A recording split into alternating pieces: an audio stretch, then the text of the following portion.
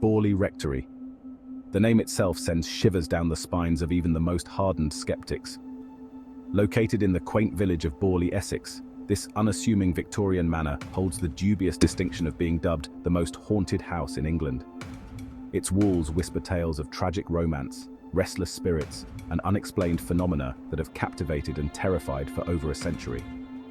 The rectory's story is not one of sudden, explosive hauntings, but rather a slow, creeping dread that permeated the lives of its inhabitants. It's a tale told in hushed tones, filled with strange noises, apparitions, and an overwhelming sense of being watched. As we delve into the history of Borley Rectory, we'll uncover the layers of mystery surrounding it, peeling back the veil between the living and the dead.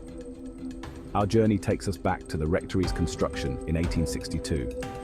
From its very foundations, it seems, Borley Rectory was destined to be extraordinary, not for its grandeur or architectural brilliance, but for the inexplicable events that unfolded within its walls. Prepare yourself, dear reader, for we are about to embark on a chilling exploration into the heart of England's most haunted house. The year was 1862. The village of Borley, nestled in the peaceful countryside of Essex, witnessed the construction of a new rectory. It was intended as a home for the Reverend Henry Dawson Ellis Bull and his growing family.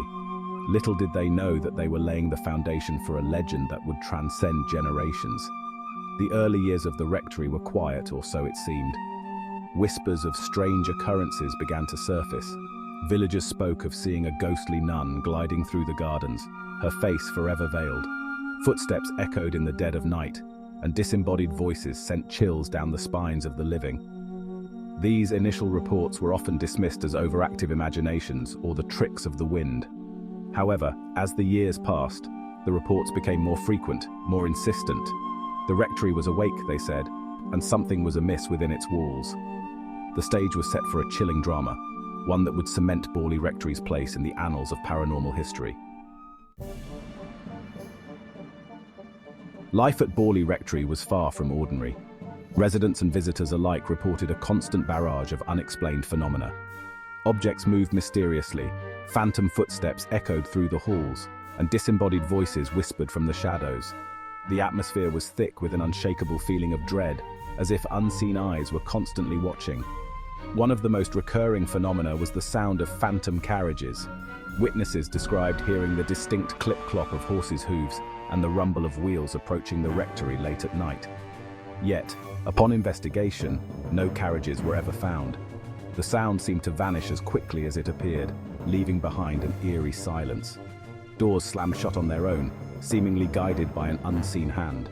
Lights flickered and died, plunging the rectory into darkness. The air grew heavy with the scent of perfume, though its source remained a mystery.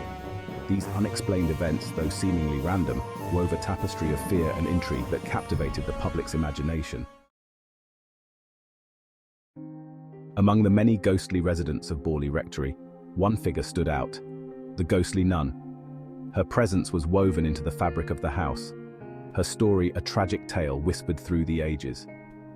Legend had it that she was the spirit of a young nun who had fallen in love with a monk from a nearby monastery. Their forbidden love was doomed from the start. Discovered and forbidden to see each other, the nun was bricked up alive within the walls of the rectory, her lover meeting a grisly end at the hands of the angry mob.